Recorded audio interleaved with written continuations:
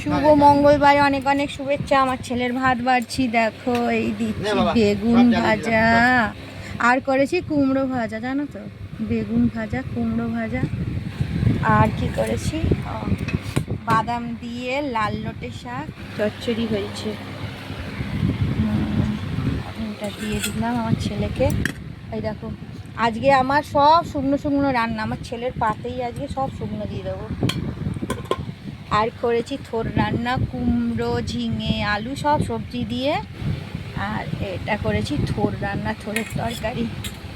আজকে আর কিচ্ছু করিনি, তাও আমার শরীরটা ভালো না, জ্বর জ্বর ভাব, তাও করে দিয়েছি আমার ছেলেকে। এই দুটো খাওয়ার জন্য আমার ছেলেটা বসে থাকে কখন থেকে। দেখো কেমনভাবে বসে আছে আমার বাচ্চাটা, দেখো তোমরা দেখো তো আমার বাচ্চাটা কেমন করে বসে আছে। দুটো ভাত খাবে বলে দুপুরবেলায় না মা, না আমার শোন না মা, ফেলে দিস না বাবা। আর এখন কি দিয়ে ওর নেবে, ওর ইচ্ছা, তুমি কি করে বুঝবে? একটু কুমড়ো দিয়ে দিয়া মা, ওর কোনটা ভালো লাগবে সেইটা দিয়েই তো নোজ নোজ খায়। বলো মা, এটা নেবে না, এটাও নেবে না গো। তাহলে একটুখানি নোটে শাক খাইয়ে দিই বাদাম দিয়ে, একটুখানি আরেকটু শুকনো করলে হতো। এটা একটু একদম শুকনো শুকনো হয়, খুব টেস্ট হয় খেতে, খেয়ে দেখবে করে। এটা আমার বাবুর বাবাও খেতে খুব ভালোবাসে, আমাদের লাল নোটে আনলেই বলবে ওরম করো। আমার ছেলে মনে হচ্ছে নোটে শাকটাই নেবে।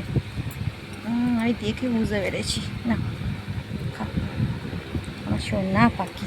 মা একটু ওই এই এই তোমার থালাটা একটুখানি বাইরে দিয়ে জলে ধুয়ে নাও না, ওই অনেকক্ষণ ওই বাসনের জায়গায় পড়েছিল। ওই তো ওই বড় থালাটা নাও, এই নাও মা, তুমি একটু থোর দিয়ে খেয়ে নাও। ও মা, এবারে পাপা আসবে খাওয়াতে, তাড়াতাড়ি আসো পাপা, খানু করে দাও। এখন বাবুকে খাইয়ে আমি দুটো ভাত খেয়ে ওষুধ খাবো জ্বরের। না হাম করে খেয়ে নাও তো মা, তুমি আমার সোনা মা তো।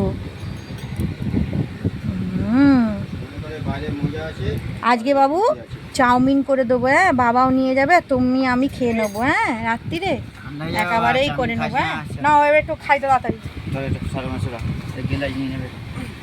আর বাবা এখন বসছে, আজই তো ওই তো মোটে শাক নিল হাতে, ওই তো ওকে বেগুন ভেজে দিয়েছি, কুমড়ো ভেজে দিয়েছি, এটা থোর, ওইটা হলো বাদাম দিয়ে নোটে শাক করে দিয়েছি। দাও তুমি ওকে খাইয়ে, আমি তোমার ভাত বাড়ি।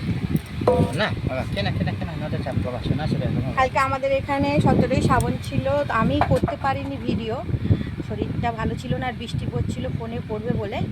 তো আমাদের এখানে পুজো হয়েছে, খিচুড়ি হয়েছিল, সবাই ব্যস্ত ছিল। তো এতটুকুই, সবাই ভালো থেকো, সুস্থ থেকো।